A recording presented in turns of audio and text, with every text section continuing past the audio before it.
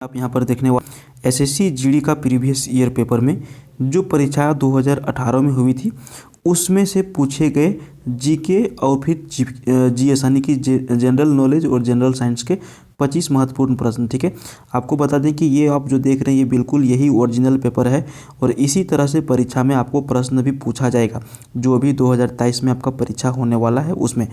तो आइए हम आपको एकदम बिल्कुल ओरिजिनल पेपर के साथ आपको जीके और जीएस का पेपर कंप्लीट करवाते हैं प्रीवियस ईयर पेपर का।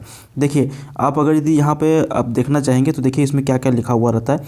यहाँ पे आपको रोल नंबर लिखा हुआ रहता है, ठीक है, रजिस्ट्रेशन नंबर रहता है, नाम रहता है, आपका वेन्यू कहाँ पे परीक्षा होता है, टाइम आपका एग्ज़ाम का शिफ्ट रहता है और एग्ज़ाम डेट जैसे ये हुआ था 1/3/2019 को, तो 1/3/2019 ये परीक्षा का डेट है। ठीक है, अब हम लोग आपको ले चलते हैं आपका जो प्रीवियस ईयर पेपर है जीके और जीएस का, वहाँ पर बिल्कुल ओरिजिनल पेपर के साथ। ऐसा आपको बहुत कम ही देखने के लिए मिलता है। तो चलिए, तो दोस्तों यहाँ पर हम जीके वाला सेक्शन में आ गए हैं। अगर यदि आपको देखने में थोड़ा सा दिक्कत हो रहा है तो आप अपना डिस्प्ले को जो है रोटेट कर लीजिए। ठीक है, देखिए प्रश्न क्या पूछा जा रहा है कि भारत में वैष्णववाद की वृद्धि का प्रमाण यहाँ पर जो है हेलियोडोरस स्तंभ किस भारतीय शहर में स्थित है। ठीक है, तो स्तंभ का नाम क्या है, हेलियोडोरस स्तंभ भारत के किस शहर में स्थित है और यह जो है वैष्णववाद की वृद्धि का एक प्रमाण है। तो सही उत्तर क्या आपका हो जाएगा, विदिशा। यहाँ पे बिल्कुल आपका करेक्ट आंसर हो जाएगा। कहाँ पर स्थित है, विदिशा में स्थित है। ठीक है, हेलियोडोरस स्तंभ। चलिए नेक्स्ट क्वेश्चन देखिए। प्रश्न आपको थोड़ा सा यहाँ पे देखने में परेशानी हो सकती है, इसलिए थोड़ा ध्यान से देखिएगा तो बिल्कुल आपको प्रश्न समझ में आ जाएगा सभी। ठीक है, देखिए यहाँ पे अगला प्रश्न आपको क्या पूछ रहा है कि औद्योगिक संस्थाओं में भार उठाने के लिए जिस हाइड्रोलिक जैक का उपयोग किया जाता है वह भौतिकी के किस नियम के ऊपर आधारित होता है। समझ गए, कोई भी औद्योगिक जो मतलब कि एक तरह से कह सकते हैं कि जो फैक्ट्री वगैरह होती है, ठीक है, उसमें वजन उठाने के लिए जो हाइड्रोलिक जैक का प्रयोग किया जाता है वो भौतिक के किस नियम के ऊपर आधारित होता है। तो ये आधारित होता है पास्कल के नियम के ऊपर। समझ गए, तो ये आपका सही आंसर हो जाएगा ऑप्शन डी, पास्कल के नियम पर। ठीक है, अगला प्रश्न देखिए।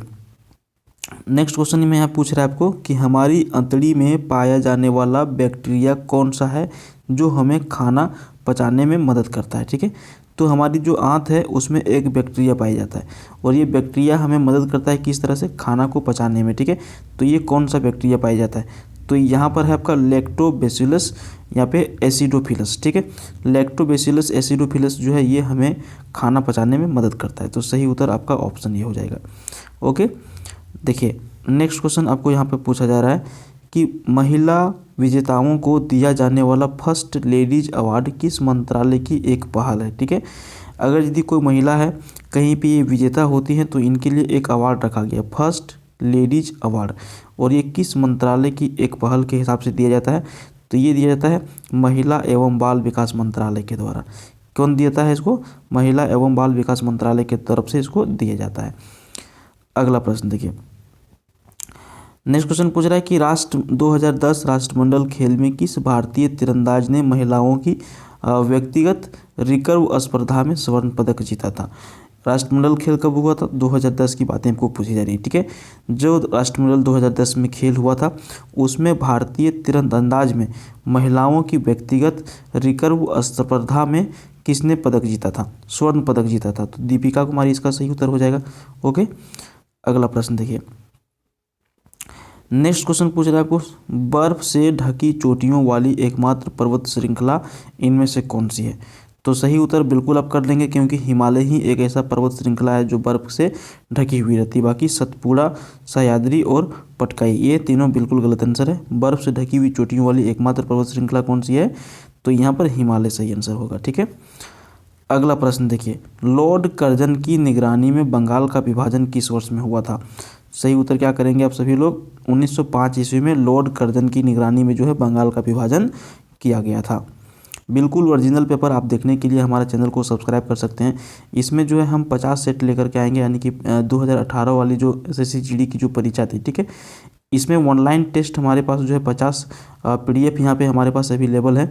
अगर यदि आप भी यहाँ पर रोज़ देखना चाहते हैं, ठीक है, एसएससी जीडी का प्रीवियस ईयर आपका परीक्षा के आने से पहले, तो आपको बता दें कि बिल्कुल हमारे चैनल को अभी ही सब्सक्राइब कर लीजिए और सब्सक्राइब करने के बाद बेल आइकन को भी प्रेस कर लीजिएगा ताकि जब भी हम यहाँ पे वीडियो अपलोड करें उसका नोटिफिकेशन आपको मिल जाए और वहाँ से देख सकेंगे। ठीक है, तो आइए हम लोग करते हैं प्रश्न।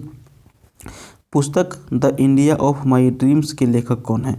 तो क्या सही आंसर आपका हो जाएगा, महात्मा गांधी ने लिखा है पुस्तक the India of my dreams. ठीक है, सही उत्तर ऑप्शन डी, महात्मा गांधी।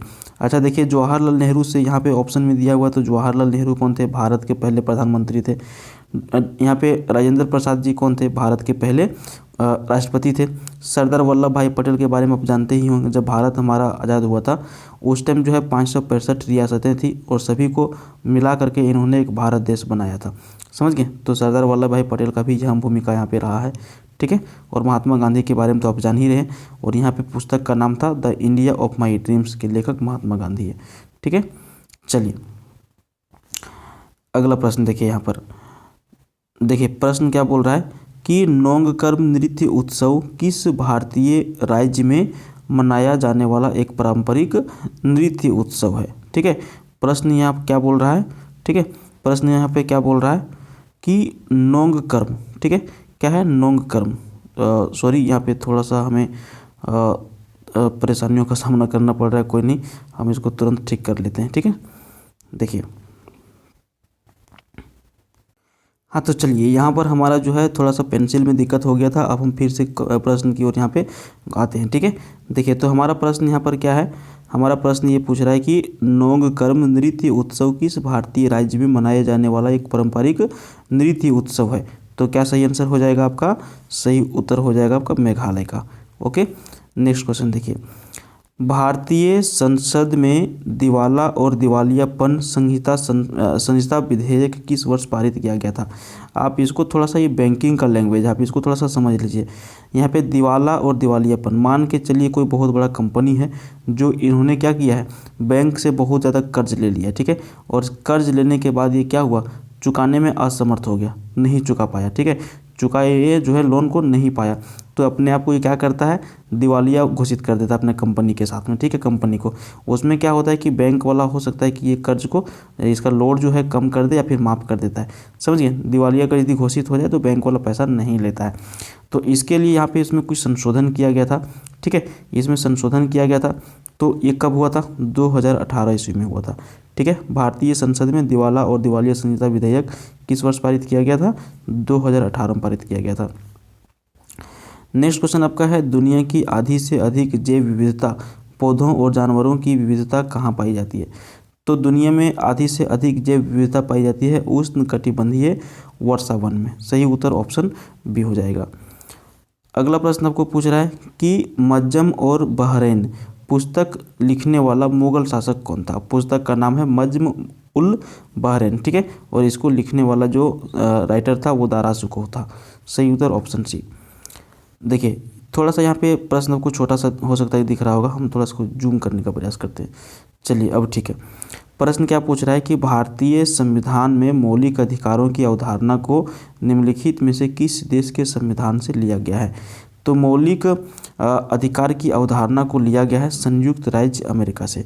सही उत्तर ऑप्शन बी हो जाएगा। ओके, अगला प्रश्न देखिए, कौन सी नदी 10 देशों से होकर के बहती है?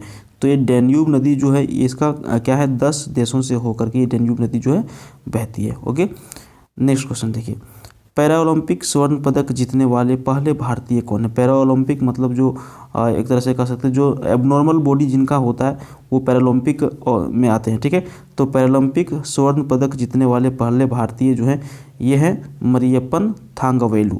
ठीक है, इन्होंने सबसे पहले जो है यहाँ पे क्या जीता था, स्वर्ण पदक जीता था पैरालंपिक खेलों में। ठीक है, अगला प्रश्न देखिए, प्राचीन काल में बौद्ध काल के दौरान कपिल वस्तु के शासक कौन थे? ठीक है, प्राचीन काल में बौद्ध शासन के दौरान में, बौद्ध काल के दौरान में कपिल वस्तु के शासक कौन थे? तो शाक्य इसका बिल्कुल सही आंसर हो जाएगा। अगला प्रश्न देखिए, नेक्स्ट क्वेश्चन यहाँ पे आपको पूछ रहा है कि किस भारतीय को भारत सरकार के लिए 10 बार बजट प्रस्तुत करने का गौरव हासिल है? तो ये है मोरारजी देसाई, जिन्होंने क्या किया है, 10 बार यहाँ पे क्या किया है, बजट को पेश किया है। ठीक है, 10 बार बजट को पेश करने वाले व्यक्ति एकमात्र हैं मोरारजी देसाई। सही उत्तर ऑप्शन ये हो जाएगा।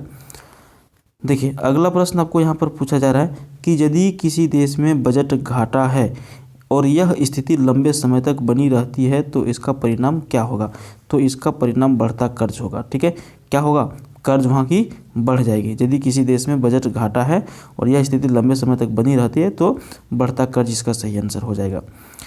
अगला प्रश्न है, भारतीय खाद्य निगम जिसका FCI food corporation of India की स्थापना कब की गई थी? तो ये की गई थी 1965 ईस्वी में। ओके, अगला प्रश्न देखिए, बागुरुम्बा भारत की किस जनजाति का पारंपरिक नृत्य है? तो इसका सही आंसर आपका होगा बोडो। ठीक है, अगला प्रश्न है, निम्नलिखित में से कौन सा जानवर बिल या फिर मांद में रहता है? तो चार ऑप्शन है, कछुआ, मगरमच्छ, ऑक्टोपस या फिर खरगोश। तो ये खरगोश जो है ये कहाँ रहता है? बिल या फिर मांद में रहता है। कछुआ पानी में रहता है, मगरमच्छ पानी में रहता है, लेकिन खरगोश जो है ये बिल में अपना रहता है। ठीक है, अगला प्रश्न आपको पूछ रहा है कि विश्व में किस देश की साक्षरता दर सबसे अधिक है? तो सही आंसर क्या हो जाएगा? रूस हो जाएगा। अच्छा, रूस से संबंधित यहाँ पे एक प्रश्न आपका और है कि पूरे विश्व का सबसे बड़ा जो देश है, ठीक है, क्या है? पूरे विश्व का सबसे बड़ा देश कौन सा है? तो सबसे बड़ा देश है रूस। ठीक है, क्षेत्रफल के मामले में ध्यान रखिएगा। अगला प्रश्न देखिए, नेक्स्ट क्वेश्चन पूछ रहा है कि नॉर्वे का सबसे प्रतिष्ठित पुरस्कार नॉर्वे नेशनल अवार्ड पाने वाले पहले भारतीय अभिनेता कौन है? तो पहले भारतीय अभिनेता जिनको नॉर्वे नेशनल अवार्ड से सम्मानित किया गया है वो है आदिल हुसैन। सही उत्तर ऑप्शन सी होगा। ठीक है, उसके बाद यहाँ पर देखिए, ये प्रश्न को थोड़ा सा समझिएगा। देखिए क्या प्रश्न पूछ रहा है कि कचरे को एक अस्थायी संग्रहण जगह पर ले जाने से फैलने वाली बीमारियों से बचने के लिए रिहायशी इलाकों से ठोस कचरे का पृथक्करण के लिए किस प्रकार की सफाई की व्यवस्था आवश्यक है? तो इसके लिए भू भराव की व्यवस्था की जो है बहुत ज़्यादा ज़रूरत है। समझिए, कचरे को एक अस्थायी संग्रहण जगह पर ले जाने से फैलने वाली बीमारियों से बचने के लिए रिहायशी इलाकों से ठोस कचरे का पृथक्करण के लिए किस प्रकार की सफाई की व्यवस्था की आवश्यक है? तो भू भराव इसका सही आंसर होगा। ठीक है, उसके बाद यहाँ पे नेक्स्ट क्वेश्चन आपको पूछ रहा है कि दिसंबर 1929 में, ठीक है, दिसंबर 1929 के दौरान यहाँ पर जो है कांग्रेस के किस सत्र में 26 जनवरी को पूर्ण स्वराज के दिन के रूप में तय किया गया था, जिसे बाद में संविधान अपनाने की तारीख के रूप में निर्धारित किया गया? तो ये लाहौर का अधिवेशन था जो दिसंबर 1929 ईस्वी में हुआ था और उसमें ये घोषणा किया गया था कि यहाँ पे क्या होगा कि संविधान को अपनाने की तारीख भी निर्धारित किया गया और 26 जनवरी को पूर्ण स्वराज के दिन में मनाने का निर्णय लिया गया था। लाहौर अधिवेशन 1929 ईस्वी में। ठीक है, अब यहाँ से आपका चालू होता है मैथ का। तो मैथ अभी यहाँ पे हम आपको नहीं करवा रहे हैं, आपको हम बता दें कि इसमें पूरे 100 क्वेश्चन का सेट रहता है। ठीक है, पूरे 100 क्वेश्चन का सेट रहता है, लेकिन हम आपको यहाँ पे जीके और जीएसई ये भी करवा रहे हैं। तो उम्मीद करते हैं कि आपको ये वीडियो पसंद आया होगा। पसंद आया तो लाइक करिए और नेक्स्ट वीडियो देखने के लिए चैनल को सब्सक्राइब जरूर करिएगा। प्रीवियस ईयर पेपर जो है SSC GD का। Thank you.